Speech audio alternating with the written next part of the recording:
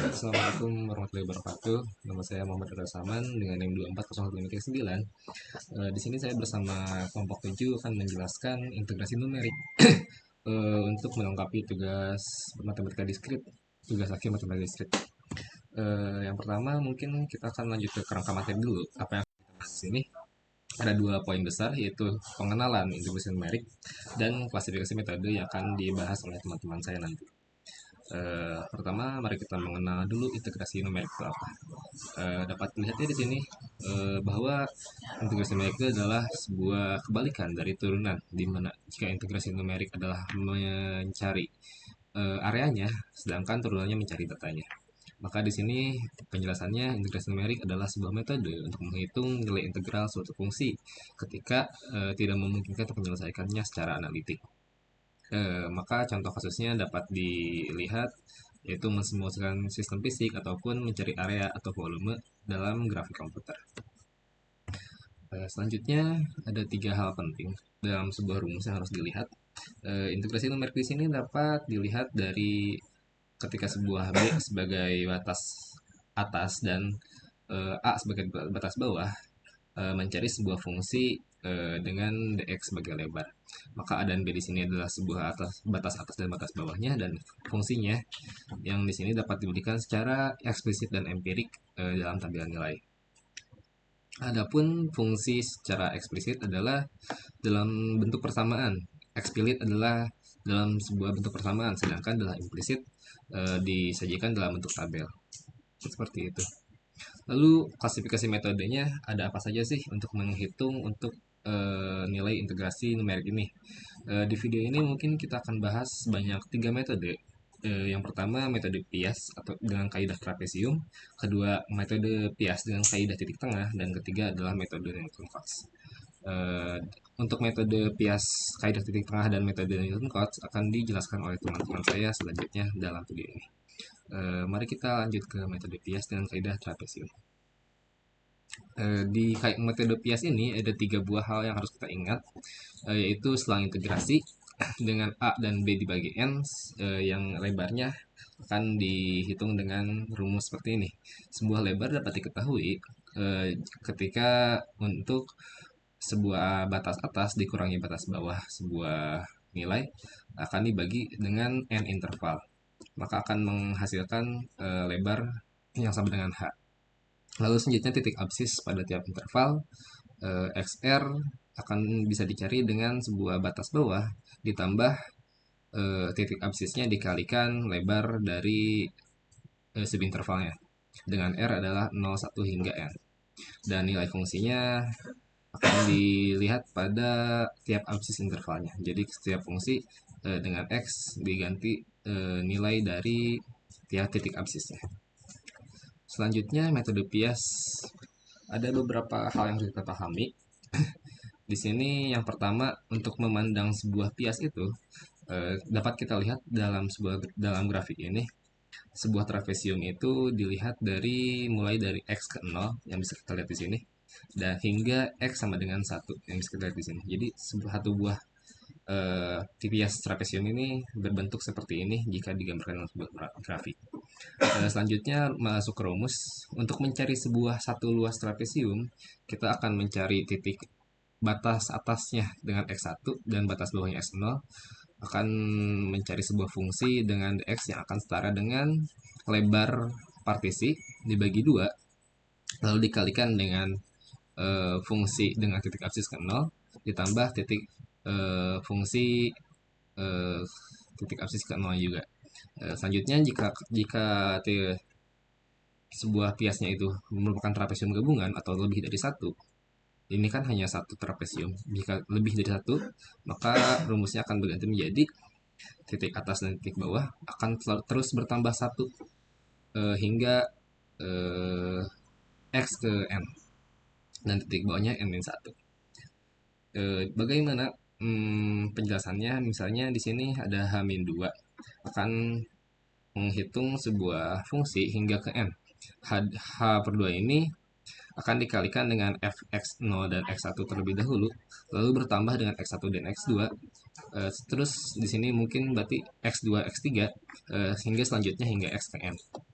Begitupun nanti di bawahnya, di sini X0-nya akan dikalikan dengan 2, dan selanjutnya hingga Xn juga, hingga pada akhirnya H per 2 ditambah F ke 0. F ke 0 ini berarti batas bawah,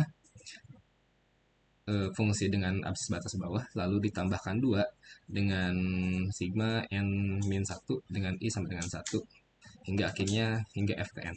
Dengan fr, xr di sini r sama dengan 0, 1, dan 2. Mari kita lanjut ke pembahasan contoh soalnya. Jika sebuah perusahaan ingin menghitung total energi dalam satuan kilowatt per hour yang dipakai oleh sebuah server dalam rentang waktu tertentu dengan fungsi yaitu P ke PT sama dengan 5T pangkat 2 ditambah 3T ditambah 2, di mana T-nya berada pada selang dengan titik bawah 0 dan titik atasnya 4. Maka kita harus menghitung total konsumsi energi mesin tersebut dalam kilowatt per hour selama 4 jam pertama menggunakan metode trapesium dengan jumlah interval subinterval sama dengan 4. Maka di sini kita mendapat beberapa informasi, yaitu fungsinya 5T pangkat 2, 3T tambah 2 untuk menghitung konsumsi daya. Selang waktunya dengan batas bawah dan batas atas 0,4.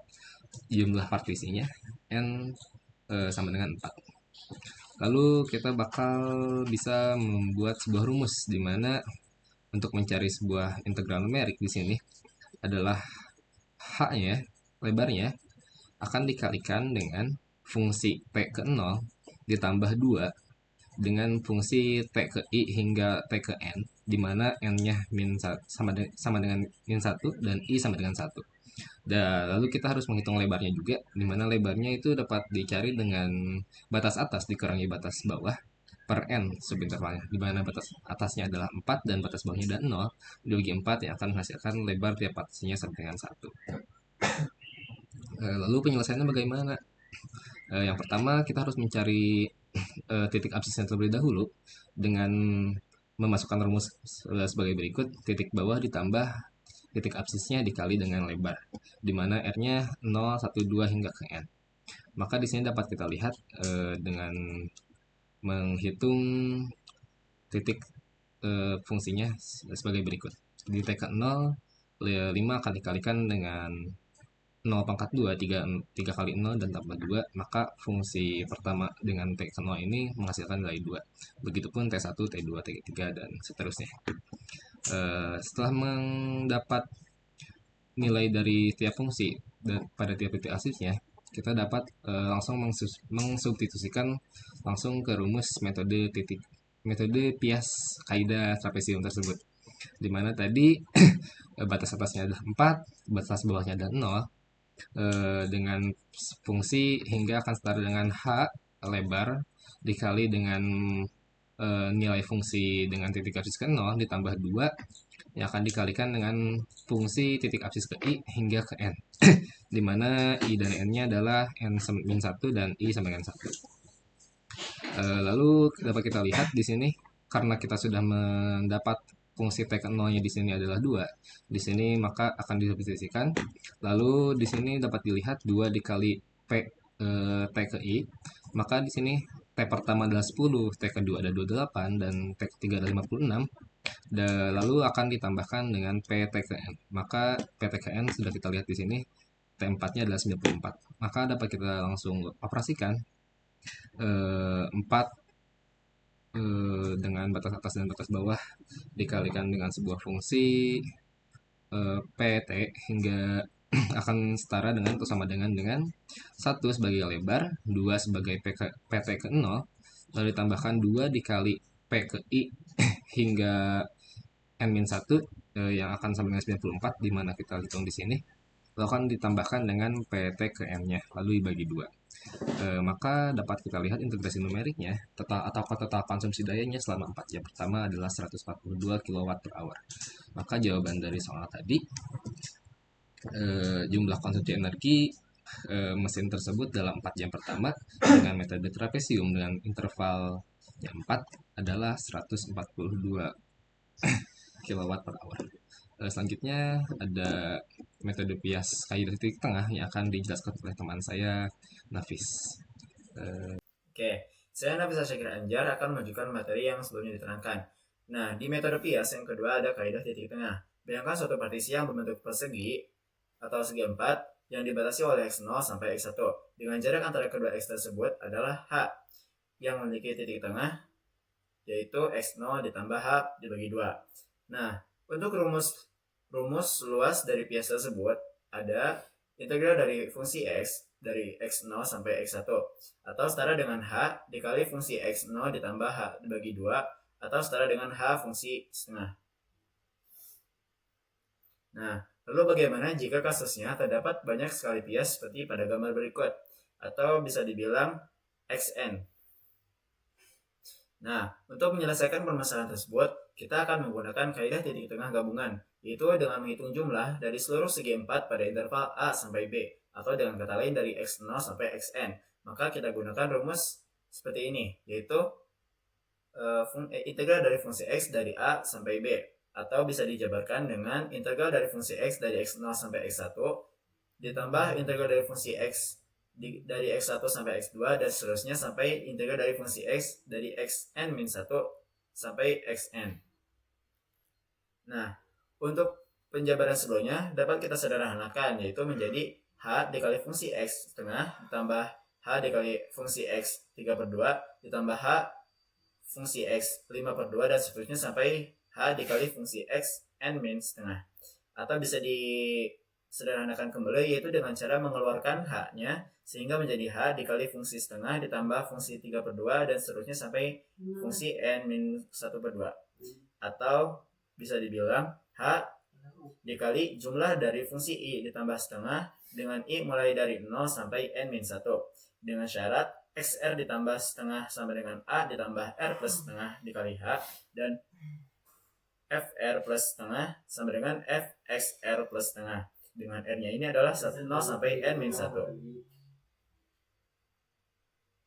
Nah, kita lanjutkan kepada contoh soalnya. Di sini kita memiliki integral fungsi x ditambah x kuadrat dari 1 sampai 3 dengan h-nya adalah 0,5. Nah, untuk mencari nilai integralnya, maka kita harus mencari jumlah piasnya terlebih dahulu, yaitu dengan cara menggunakan rumus n sama dengan b dikurangi a per h atau 3 sama dengan 3 dikurangi 1 dibagi 0,5 yaitu 4 pias. Dengan fungsi s-nya itu ada seperti yang tertera yaitu x ditambah x kuadrat. Maka dengan menerapkan rumus h dikali jumlah dari fungsi i plus setengah dengan i mulai dari 0 sampai n kurangi 1, kita dapat menemukan bahwa penerapannya itu menjadi h dikali jumlah dari fungsi i plus setengah dengan i mulai dari 0 sampai 3. Nah, penyelesaiannya sebagai berikut. Untuk i sama dengan 0, maka xi-nya adalah 0 juga. Dengan xi ditambah setengah adalah 0,25 dan fungsi xi plus setengahnya yaitu 0,25 ditambah 0,25 kuadrat yaitu 0,3125 dan seterusnya sampai i sama dengan 3. Maka ketika dijumlahkan semua hasilnya akan kita dapatkan nilai 9,25. Nah, setelah itu kita kalikan dengan h yaitu 0,5 sehingga didapatkan nilai 4,125.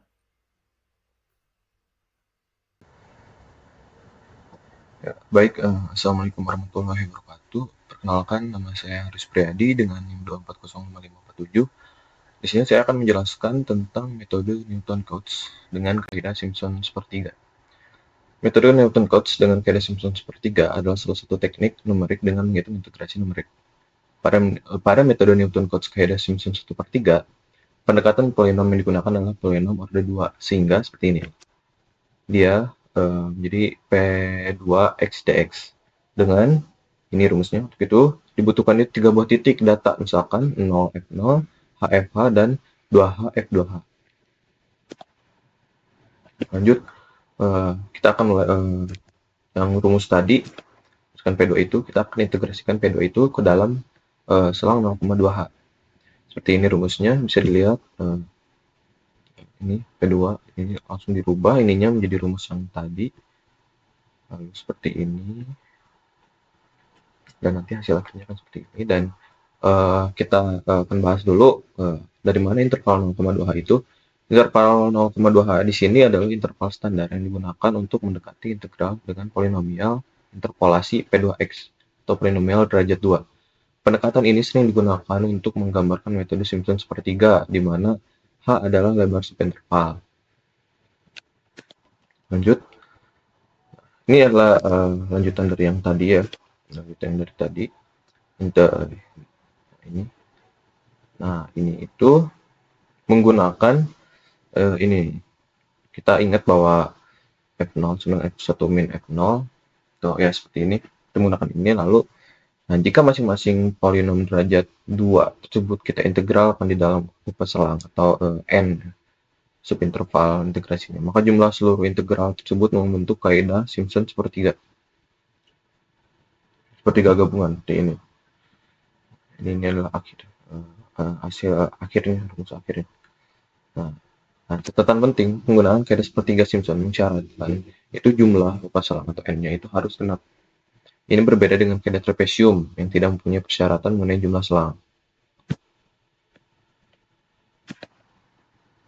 Di sini ada salah satu contoh soal, misalkan kita akan menghitung di sini seperti ini dengan fungsi fx sama dengan pangkat x dengan menggunakan kaidah Simpson sepertiga untuk h-nya itu 0,75. Oke, di sini saya menghitung dulu n-nya berapa. N-nya saya dapat 8. Lalu saya menghitung x0-nya itu 9,0, x1-nya 0,75 hingga ke x8 itu 6. Lalu di sini saya menghitung fungsinya dan ini mungkin keseluruhannya. Karena saya di sini hanya menghitungnya awal dan akhir saja. Seperti ini untuk keseluruhannya. Oke, lanjut. Nah, ini penyelesaiannya dengan rumus yang tadi 0,75/3 ini F0 itu yang tadi 1 ditambah 4x1 atau 4 dikali fungsi yang ke-1. Lalu terus jadi yang kedua itu dikali 4, yang ketiga dikali 2 seperti itu, cuman yang akhir dan paling awal itu tidak dikali apapun. Lalu kita dapat jumlah dari dalam ini itu sebanyak 1612,36. Lalu dikalikan dengan 0,75/3. Hasilnya adalah 403,0915. Mungkin saya akan coba kode menggunakan program Python. Saya implementasikan ini ke dalam program Python. Saya akan coba. Ini adalah programnya mungkin. Oke, di sini ada contohnya.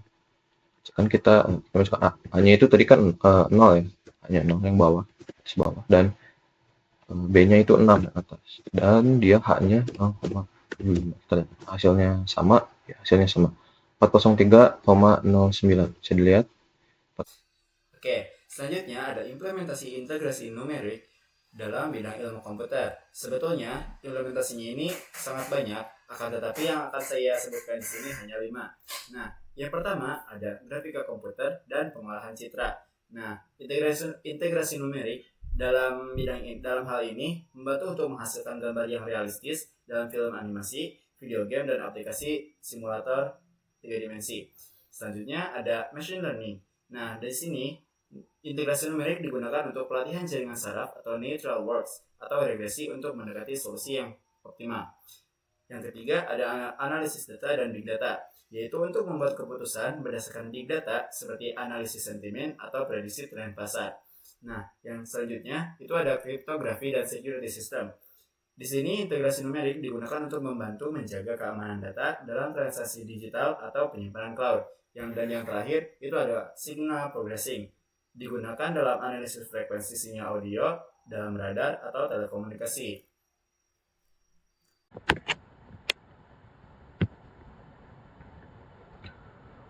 Baik, di sini saya juga akan menjelaskan salah satu makalah yang membahas tentang implementasi metode Simpson sepertiga dalam integrasi numerik adalah makalah dengan judul penerapan metode trapesium, metode Simpson sepertiga, dan metode Simpson 3/8 dalam integrasi numerik menggunakan software MATLAB.